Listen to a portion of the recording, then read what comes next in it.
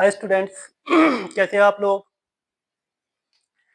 आज हमारी नई एक्सरसाइज शुरू होने जा रही है। एक्सरसाइज है 7.3।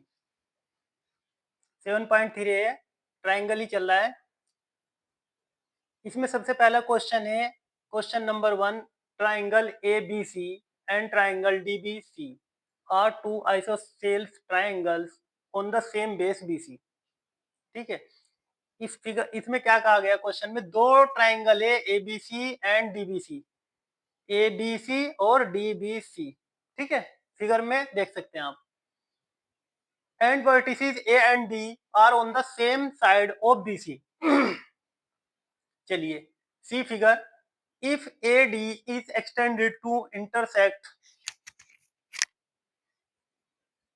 B C at P, show that. Intersect कहाँ किया? बी सी पर। किसने? पॉइंट पी ने, ए डी ने ए डी को एक्सटेंडेड करके बी सी पे इंटरसेक्ट कर दिया, पी पॉइंट लिख दिया वहां पे जहां पर इंटरसेक्ट किया, पी नाम रख लिया उसका। Show that triangle ABD and triangle ABD congruent triangle ACD. हमें प्रूफ क्या करना है? जो ट्राइंगल एबीडी है, एबीडी एंगल एसीडी ये कॉन्ग्रुएंट ही प्रूफ करना है। चलिए सबसे पहले इसमें नोटिस करो, क्वेश्चन में क्वेश्चन में नोटिस ये करो, इसने बोला A B C and D B C are two isosceles triangle.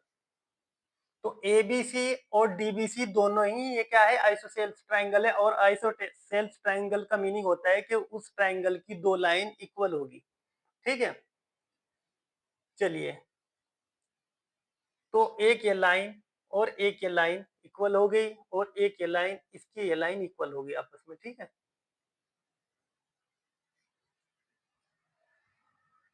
ये हो गया क्लियर। फिर आगे बढ़ते हैं। Vertices A and D are on the same side of B C. B C के सेम साइड पे है। If AD is extended, AD को हमने एक्सटेंडेड करके बीसी पर डाल दिया, जिसका नाम पी पॉइंट रख लिया। हमें शो करने को बोल दिया इसने ये वाला point first. Triangle A B D triangle A C D, ये प्रूफ करना है। ठीक है, पहला पॉइंट प्रूव करना है। To prove triangle A B D congruent triangle A C D.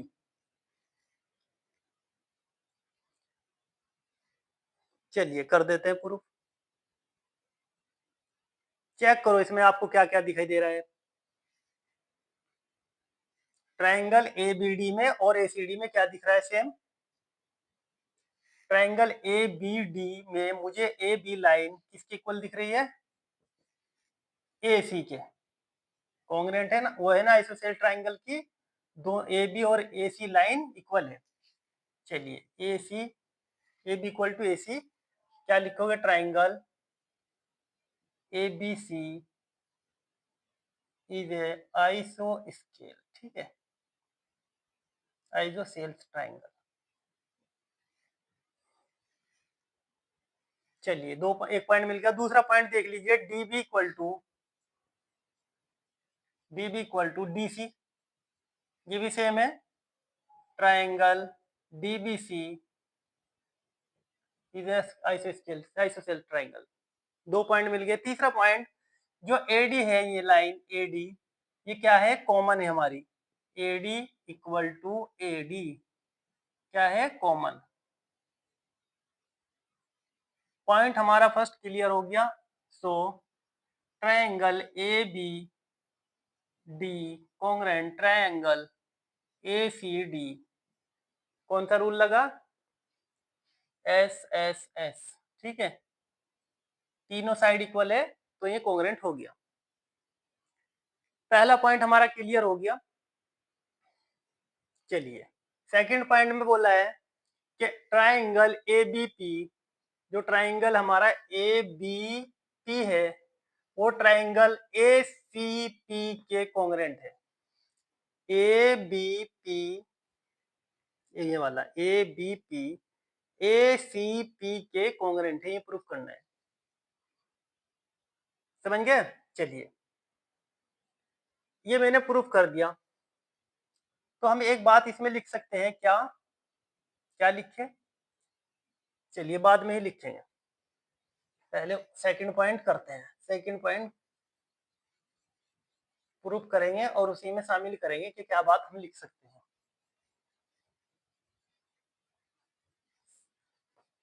चलिए, हमें प्रूफ करना है triangle A B P congruent triangle A C P.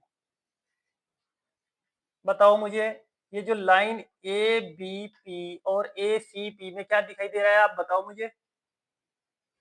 A B line A C के इक्वल है, यस। ए बी लाइन ए C के equal क्यों है? अभी बताया था पिछले वाले पॉइंट में, triangle A B C is a isosceles triangle. चलिए, दूसरी बात समझिए कि जो एडी है, सॉरी एपी है, वो कॉमन है। AP equal to AP common, yes, क्योंकि ए बी पी और ए सी पी ये दोनों के लिए है, एपी कॉमन है, तो इसलिए हम लिख सकते हैं। तीसरा पॉइंट जो मैं बता रहा था कि हम लिख लेते हैं, लेकिन अब लिखेंगे फर्स्ट पॉइंट के अकॉर्डिंग वो होगा। मैंने प्रूफ क्या किया अभी कि triangle A B D congruent है ट्रायंगल ए सी डी के। अभी प्रूफ किया, अगर A B D A C D के कॉन्ग्रुएंट है तो ये जो एंगल होगा ये वाला, ये भी तो इक्वल होगा, ये भी तो बाय सीपीसीटी हो सकता है। B A D, angle B A D equal to angle C A D by C A D by CPCT, yes or no? Yes, सही है ना? लिख सकते हैं इसको। देखिए, अगर ये कॉन्ग्रुएंट है, पिछले पॉइंट में हमने पॉइंट नंबर 1 में बात कर दी थी प्रूफ के ये कॉन्ग्रुएंट है, तो हम लिख सकते हैं बी ए डी और सी ए डी एंगल भी इक्वल होंगे, क्योंकि इसी का पार्ट है बाय सीपीसीटी। और अगर हम ये लिख दे बी ए डी है, जैसा यहाँ पे बी ए डी, लेकिन हम जब ट्रायंगल ए बी पी की पूरी बात करें तो हम बी ए डी ना लिख के बी ए पी भी लिख सकते हैं, और सी ए डी ना लिख के सी ए पी भी लिख सकते हैं, क्योंकि एक्सटेंडेड ही तो किया हुआ है इसको।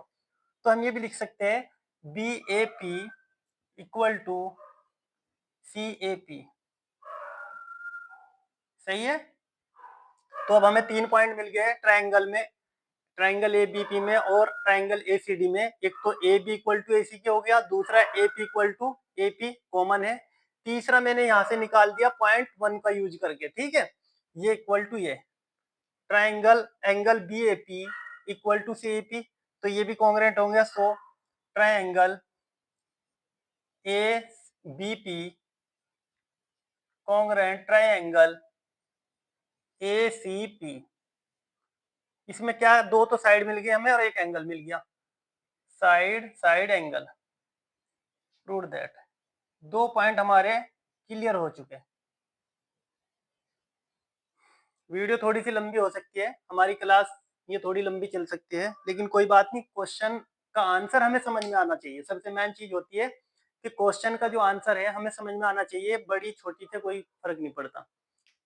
छोटी वीडियो होगी तो वो जल्दीबाजी में छोटी बन जाएगी, लेकिन कोई फायदा नहीं है, ठीक है। कोई बात नहीं, बड़ी हो रही तो होने दो, लेकिन समझ में आना चाहिए। चलिए, नेक्स्ट पॉइंट है हमारा थर्ड, एपी बाइसेक्ट्स, इसको हटा देता हूं, ठीक है, ये क्लियर हो गया। AP bisects angle A as well as angle D. जो एपी लाइन है हमारी, वो किस किस को बाइसेक्ट कर रही है? एंगल ए को और एंगल डी को। चलिए, इसको देखते हैं। हमें प्रूफ करना है कि AP bisect angle A as well as angle D.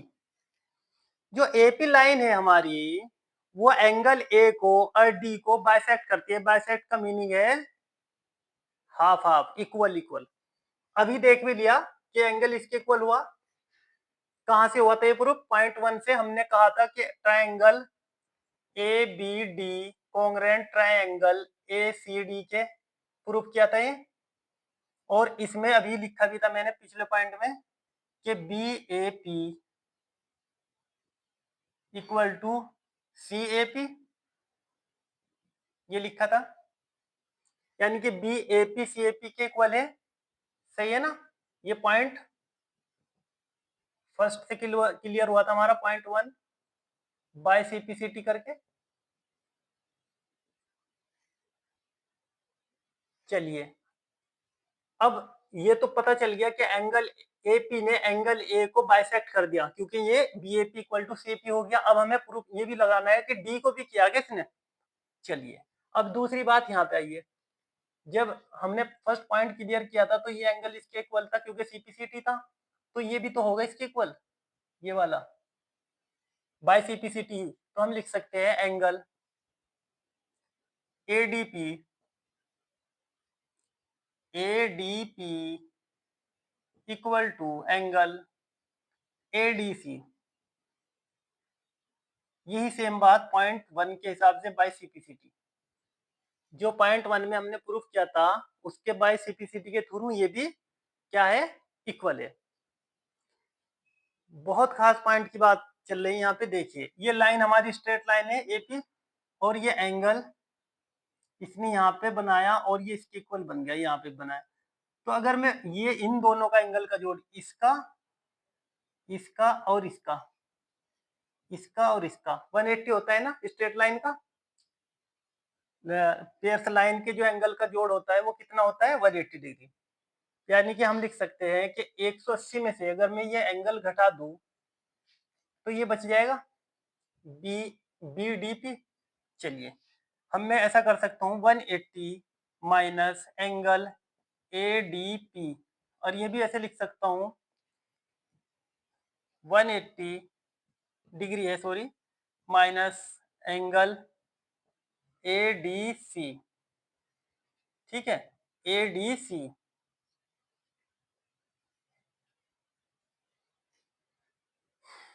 मैंने क्या किया, 180 में से इस एंगल को लेस कर दिया तो ये बचेगा ना, क्योंकि इन दोनों का जोड़ क्या होता है? 180। या मैं ऐसे कर सकता था कि इसमें ये क्या कर सकता था कि A D B B D P दोनों का जोड़ 180, फिर प्लस में थी उधर जाके माइनस में भेज देता। लेकिन मैं डायरेक्ट ही कर दिया कि 180 माइनस ए डी पी, यानी कि 180 माइनस ए डी पी। अगर 180 में से ए डी पी लेस कर दूं, A D B, A D B है ये, ए डी बी। और 180 में से अगर मैं एडीसी लेस कर दूं तो हमारे क्या पास बचेगा? ये बचेगा बीडीपी और सीडीपी। एंगल बीडीपी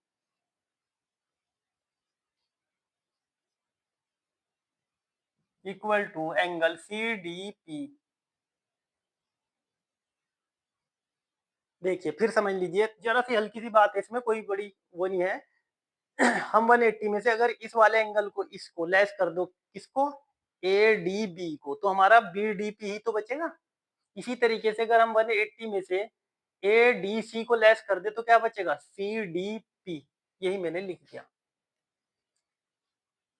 बस हो गया काम। देखिए, तो इस एंगल को भी इसने बाइसेक्ट कर दिया और इस एंगल को भी बाइसेक्ट कर दिया, क्योंकि ये भी आपस में इक्वल है। तो हम लिख सकते हैं A P bisect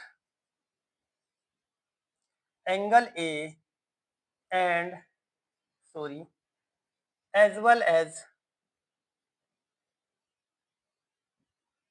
angle D. Prove that, यही प्रूव करना था। उम्मीद करता हूँ यहाँ तक समझ में आ गया होगा। 4 लाइन की बात थी। ये हमारा कौन सा पॉइंट था? थर्ड थर्ड पॉइंट था ये। चलिए, अब हम शुरू करेंगे फोर्थ पॉइंट को। फोर्थ पॉइंट को समझ लेते हैं, इसको हटा दूं। अब हमें पता चल गया कि एंगल इसके इक्वल है।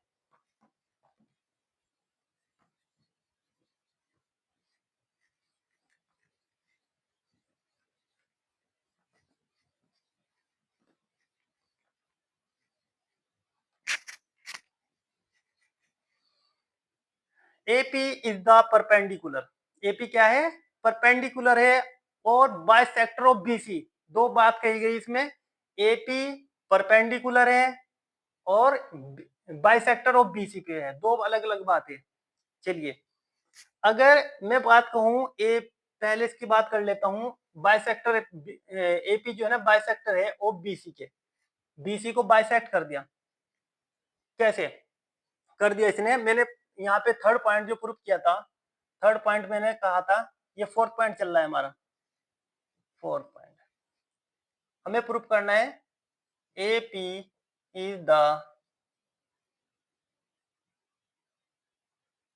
परपेंडिकुलर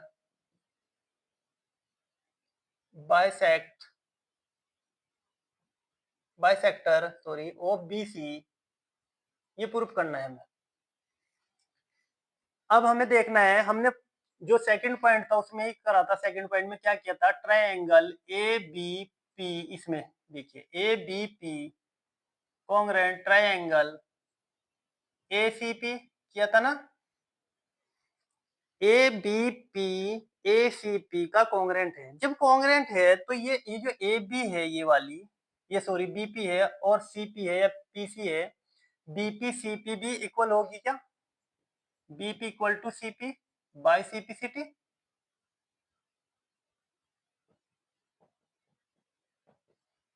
होगी ना, तो हम इसे कह सकते हैं कि AP is bisector of BC, कह सकते हैं ना, BC BC को AP ने बाइसेक्ट कर दिया क्योंकि वो इक्वल इक्वल है, हाफ हाफ है, यानी कि लाइन इस लाइन के इक्वल होगी। सेकंड पॉइंट इसी में दिया है, इसी में परपेंडिकुलर, परपेंडिकुलर का मीनिंग ये होता है कि जब वो कोई सीधी लाइन डाली जाएगी किसी बेस लाइन पे तो वो 90 डिग्री के एंगल क्रिएट करेगी, ठीक है, इधर भी और इधर भी, यानी कि यहाँ 90 डिग्री का एंगल होना चाहिए और यहाँ भी, अगर AP ने इसको इस पे AP परपेंडिकुलर है किस पे BC पर, तो ये यहाँ पर 90 का डिग्री का एंगल होना चाहिए, यहाँ पे भी होना चाहिए। चलिए देखते हैं, दूसरी बात हमने इसी इसी को ले लेते हैं, एंगल ABP और एंगल ACP ये आपस में कॉन्ग्रुएंट है, अगर ये कॉन्ग्रुएंट है तो हम लिख सकते हैं कि angle APB equal to angle APC by CPCT, सही है ना, लिख सकते हैं भाई, अगर ये ABP और ACP कॉन्ग्रुएंट है आपस में तो ये जो एंगल होगा ये और ये, यानी कि मैं यहाँ को बना दूं, चलिए ऐसे छोटा सा बना के दिखाता हूँ, ये अगर ये लाइन खड़ी कर देता हूँ, ये इसके कॉन्ग्रुएंट है, तो ये जो ट्रायंगल है ना, ये सॉरी एंगल है, ये भी तो आपस में इक्वल होंगे ना, ये इसके इक्वल होगा, तो यही मैंने किया बाय CPCT। और लीनियर पेयर्स भी बन रही है, लीनियर पेयर्स में ये है कि दो एंगलों का जोड़ कितना होना चाहिए, 180 डिग्री, तो हम लिख सकते हैं angle APB plus angle APB और APC 180 डिग्री का होना चाहिए, पेयर्स एंगल।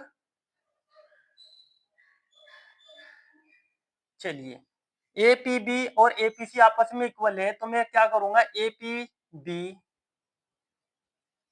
प्लस और APC की जगह भी मैं APB लिख सकता हूं क्योंकि ये आपस में इक्वल है, देखिए लिखा equal bye CPCT 180 degree, APB और APB कितना हो जाएगा, 2APB 180, तो दो मल्टीप्लाई कर रहा है, उधर जाके क्या करेगा, डिवाइड, ये हो जाएगा 180 अपॉन 2 90 डिग्री, तो APB कितना आ गया, एंगल APB 90 डिग्री, और जब APB 90 है तो APC भी 90 ही होगा, दोनों इक्वल है ना एक दूसरे के, ये बात समझ में आ गई, तो हम लिख सकते हैं कि AP is the perpendicular bisector of BC, bisector तो इसलिए क्योंकि ये लाइन इसके इक्वल है, हाफ हाफ कर दिया, BC परपेंडिकुलर यहाँ पे AP ने AP पे BC पर जब परपेंडिकुलर डाला गया AP तो उसने हाफ हाफ कर दिया, और ये 90 डिग्री का एंगल बना दिया इसने दोनों तरफ, तो इसलिए परपेंडिकुलर भी है, ठीक है, बाइसेक्टर भी है और परपेंडिकुलर भी। तो हम लिख सकते हैं, हम इसको लिख सकते हैं ए पी इज द, यानी कि यही बात लिखनी है बस, is the perpendicular bisector of BC, prove that. ये करना था हमें प्रूव। हमारे जो है ना चारों के चारों पॉइंट क्लियर हो गए हैं, एक दो बार में अगर देखोगे समझोगे तो क्लियर हो जाएगा। थोड़ी सी लंबी वीडियो बन गई होगी, कोई बात नहीं, तो आप फिर भी इसको पूरा ही देखना और समझने की कोशिश करना, ठीक है। कोई मुश्किल नहीं, चलता रहता है वो, लेकिन समझ में आना चाहिए। मेन पॉइंट हमारा क्या रहता है कि समझ में आना चाहिए, ठीक है। चलो मिलते हैं नेक्स्ट क्वेश्चन के साथ अगली क्लास में। Thank you.